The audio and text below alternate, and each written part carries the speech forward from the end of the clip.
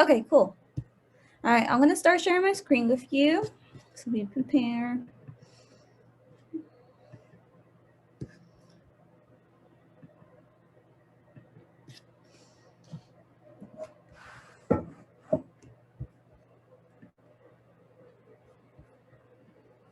Alrighty. Welcome everyone. My name is Melissa Martinez Dominguez. I am one of the admissions counselors for the University of North Texas in Denton.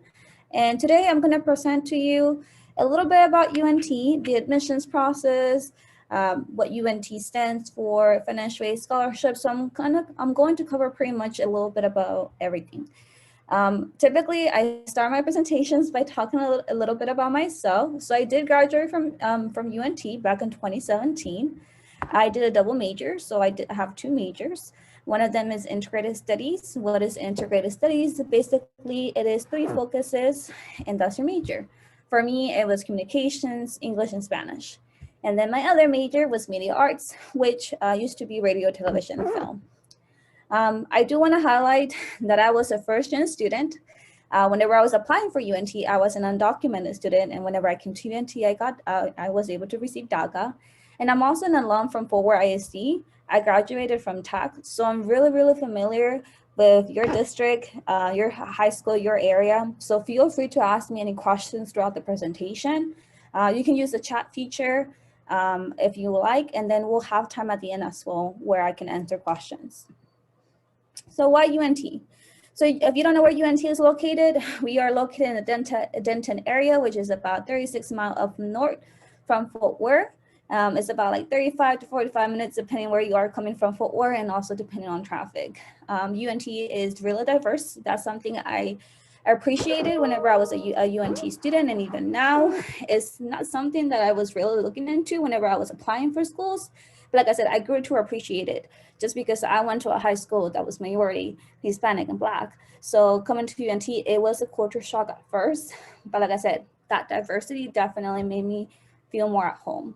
UNT is a minority serving institution. We are also a national Hispanic institution, which basically means that 25% of our student body identifies as Hispanic. We have 40,000 students, so we are a big university. Personally though, it never felt that way to me just because I was super involved in the organizations that we have on campus. So that's one of my biggest advice. No matter where you decide to attend, get involved with the organizations on campus. And we'll talk about organization in a little bit. UNT is a tier 1 research school, and we have more than 1,000 concerts, art exhibits, and dance and theater productions annually. We have retained 82% of our freshmen, 85% of our transfer students, and this last year we awarded about more than 10,000 degrees. So this is probably my favorite question, and if you have like a specific major that you're interested in, definitely put it on the chat. That way I can talk a little bit more about it. But UNT offers more than 100 degrees, bachelor degrees, and about 88 master's degrees as well. Some of the nationally recognized undergraduate programs that we have is going to be aviation logistics, consumer experience management, emergency administration and planning, just studies, and communications. So if you don't want to know what you want to study just yet, definitely don't feel pressure to choose a major. You can definitely come in undecided. You will have some time to kind of decide what you want to study. And then, and it's okay if you decide to change your major like your freshman year. I definitely, if you're going to change your major, I recommend for you to change it during your first years. I know a lot of students who have changed their major. You just want to make sure that you do it, the first couple of years, just because if you wait, it will just add more time to your degree plan. And some popular majors that UNT does not offer, it's going to be nursing. So I know I have a lot of students asking who wanted to come to UNT, but whenever I ask them what they want to study, they bring up they want to do nursing. And I do want to highlight that UNT does not offer a nursing program. We also do have a campus in Frisco. So if you are the kind of person who prefers that hands-on experience, projects instead of tests, I definitely recommend for you to look into our Frisco campus. Not all majors are available there. There's only some of them. Most of them are going to be more on the athletics, business, teaching side. They also have some great partnerships with like the Dallas Cowboys, Toyota, Collin County, and the city of Frisco. So when it comes to campus life, like I said, definitely one of my biggest tips is to get involved with the organizations that we have on campus. I know like in high school, you're probably involved in like a bunch of organizations. You're probably involved with athletics. You're taking like 8 classes or 7 classes. So you have like a full schedule. Whenever you're in college, it's really hard to like be super involved and still maintain like a good GPA. So you want to make sure that you're involved in organizations that are going to be beneficial for you. So I always recommend students to join at least 3 organizations, join a professional organization, join an organization based on your major, and then join an organization that's just for fun. And typically you're gonna get to meet a lot of the organizations at the campus your first week of school. There's gonna be like a big organization fair, where a lot of the organizations are gonna be tabling, where they're gonna let you know what they stand for, what they're doing. And something else that you can do as well is follow them on social media. If you go here, you can also look up organizations online. For example, for UNT, we have this. If you just literally just Google UNT organizations, this will come up, and it has all the organizations that we have listed. You can put them based on categories. So for example, if I'm looking for an organization that is for the Latinx community, all of these are going to come up. And so you can look here, you can, for example, click the one that you're interested in. It will show you what they stand for. It will give you their social medias. And if they have any events, they will be posted here. Right now, just because of, the current pandemic, the organizations are not allowed to have events in person. We also do have university sponsored events. So for example, during the fall, the biggest one that we have is homecoming. For homecoming, pretty much like every single day, there's something going on. There's a lot of free food, a lot of free stuff that they give away. And then it typically ends with our bonfire, our tailgate, homecoming parade, and our football game. And as incoming freshmen, if you do decide to attend UNT, you are required to stay on campus.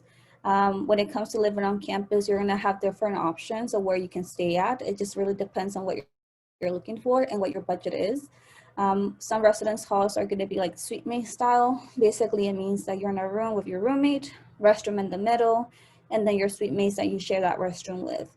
There are some residence halls that are community bathroom styles. So basically it means that you're in the room with your roommate. The bathroom is gonna be like located in the hallway or like in the center of the hall, and everyone shares that restroom. Obviously it's gonna be the same gender. And if you're not the kind of person who wants to be sharing the restroom with multiple people, I suggest for you to not, sign up for those residence halls. And since you're gonna be living on campus, you are required to get a meal plan. There are 5 dining halls on campus with a 6th one coming in soon.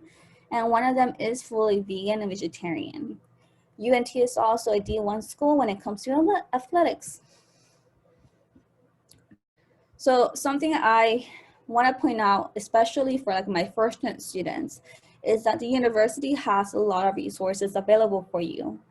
I know in high school, you usually have a teacher, a counselor, an advisor who's always there asking you how you're doing, if you need any help, that they're there for you. College is a little bit more different in the sense that if you need help, you have to go out there and ask for it.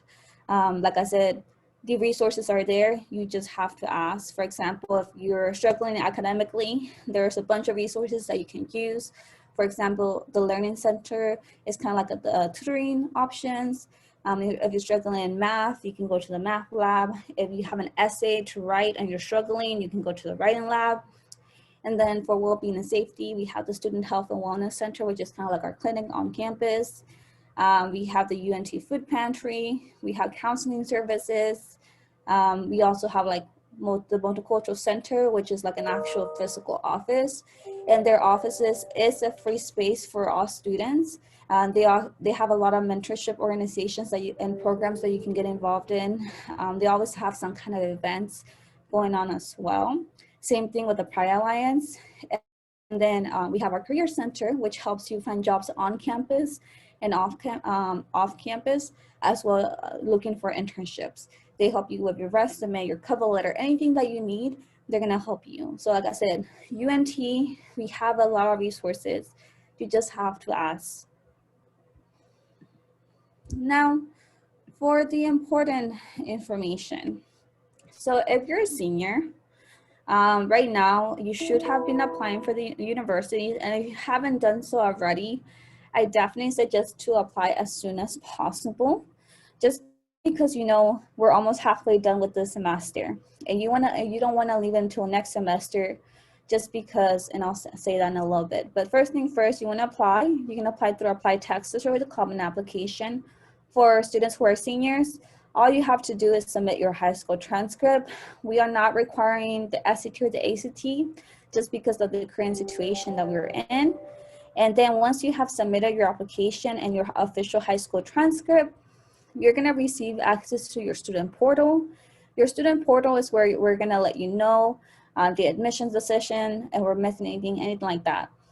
When it comes to what you need in order to be automatically accepted, for seniors this year, like I said, we don't need test scores. Really what we're gonna be looking at is gonna be your unweighted cumulative GPA. So if you have above a 3.0 GPA, you should be fine. If you have below a 3.0 GPA, I recommend for you to send us 3 letters of recommendations and a letter of an essay.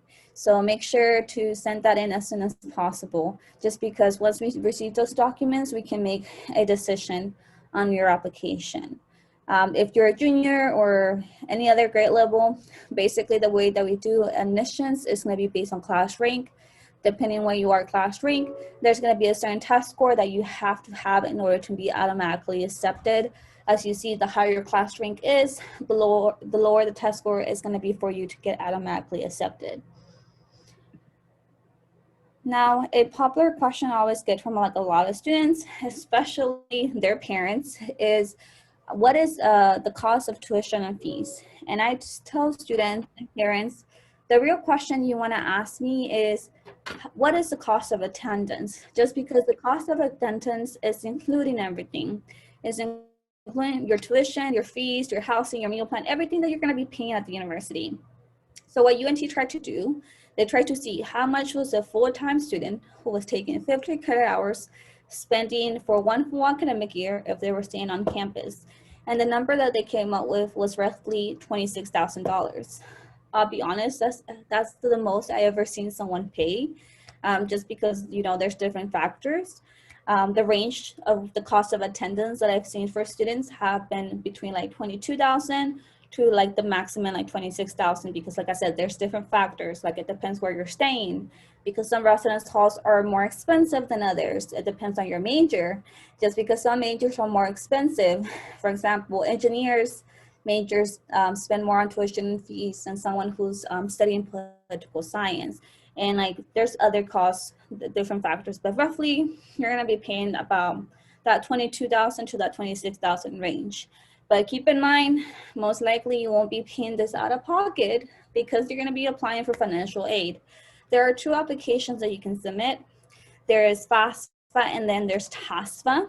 FAFSA is going to be for American citizens and permanent residents and some visa holders, while TASFA is for undocumented students who are classified as Texas residents. And they work the same way in the sense that you're telling the government, this is how much money my parents make, so how much money are you going to give me so I can go to school? And every single school that you apply for is going to give you different kinds of financial aid. So that's why it's super, super important for you to be applying for multiple schools, because you want to be in that situation, spring semester or your senior year, where you're able to decide where you are going to go based on how much financial aid you're receiving. Just because I don't know about you, but you don't want to be worrying about money whenever you're in college. And then something I do want to point out is, because of the current pandemic, I know a lot of families, income may have changed, or maybe something happened in your family. If there has been a change in income, make sure to let the financial aid office of the schools that you're applying No, just because typically there's another extra form that you can submit, letting the school know that your family income has changed. That way the financial aid that is being awarded for you is gonna reflect that change. So make sure to do that as well. And something I wanna point out, financial aid and scholarships are two different things. Financial aid is gonna be based on family income. Scholarships, it can be based on family income, but it's also based on academics, based on how involved you are, the leadership, anything like that, anything extra. For example, the UNT Excellence Scholarship, that one, it is an academic scholarship. But then you have the Multicultural Scholastic Award, which is a scholarship based on community service and leadership. And then you have Emerald Eagles, which is based on family income. And then the one full ride that we have is Terry Scholars Program. And for that one, they're looking for a well-rounded student. So you have to have the academics, but you also have to have the extracurricular, the leadership, all of that. So these are just some of the scholarships that UNT offers. There are a bunch of other scholarships that UNT has. In order to apply for our scholarships, you will have to submit another application called the General Scholarship Application. And once you have applied, you will be notified whenever that scholarship application opens up. And typically it opens up around late fall. So, and it is first come, first serve, which is why I mean that if you're a senior right now and you haven't submitted your application, you want to submit it as soon as possible. That way you can start the process for applying for financial aid and applying for the scholarships as well. Also, I do want to point out that because of the current situation that we're in, there are a lot of virtual events happening. So definitely take advantage and attend these events. For example, at UNT, we have Preview, which is completely virtual. And it is basically like an open house where we talk about more in-depth over majors. So if you click here, and if you Google for Preview, it will come up. You'll see which dates are coming up and which schools are going to be highlighted under those dates. For example, on October 24th, we're going to be talking about the College of Business, Frisco, Health and Public Services, Merchandising and Hospitality and Tourism. But then there's also other sessions where that are going to be available. For example, housing, financial aid and scholarships, study abroad, Pride Alliance. So you definitely want to check out these events, especially if you want to find out more about those resources and about certain majors. We also do have campus tours available. We do have them in person, but they are really limited.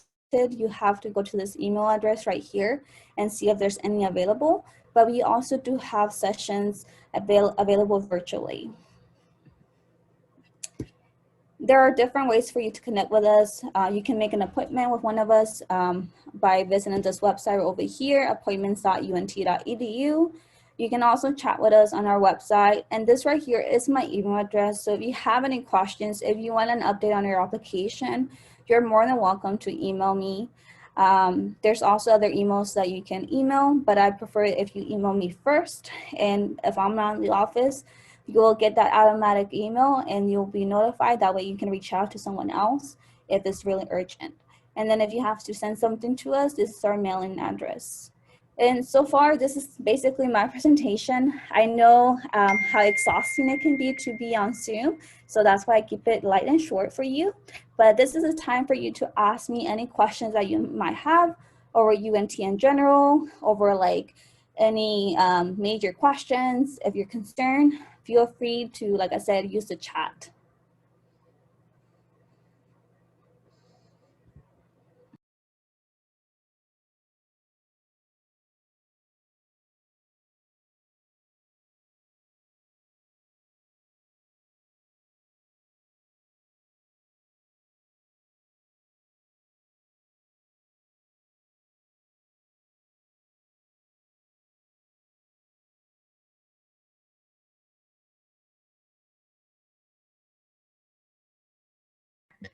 That means you did a really good job, Melissa. Because if you have no questions right now, it's okay. Definitely email me because I'm sure you're gonna have questions later on in the future. And I'm gonna put my email right here on the chat. Like I said, use this email. I'm here as a resource for you, especially because once you apply, you're gonna have even more questions. My biggest advice is whenever you apply and you get access to that student portal, you're gonna have access to that student portal, but also your email address. Make sure to be checking it at least once a week, just because if you're missing anything, not only from admissions, but also from financial aid, that's how they're gonna notify you. And you don't wanna miss, those emails just because, for example, this is what happened to one of my students last year. It was already the spring semester. I was visiting high schools, talking to seniors who have been accepted already, you know, telling them, okay, this is how much financial aid you got. Let's do the math, let's calculate it. And, this girl came up to me and she was like, I haven't heard back from financial aid. And I'm like, when were you accepted? And she was accepted back in the fall semester. Okay, I'm like, let's look at your application, see what's going on. She didn't check her emails. She didn't check her student portal. So she didn't notice that financial aid was asking for documents. And because she missed that, basically her financial aid was on hold. So I'm not completely sure if she was even able to get financial aid because it was so late in the game. So you don't want to wait. You don't want to miss those notifications. You want to get those taken care of as soon as possible.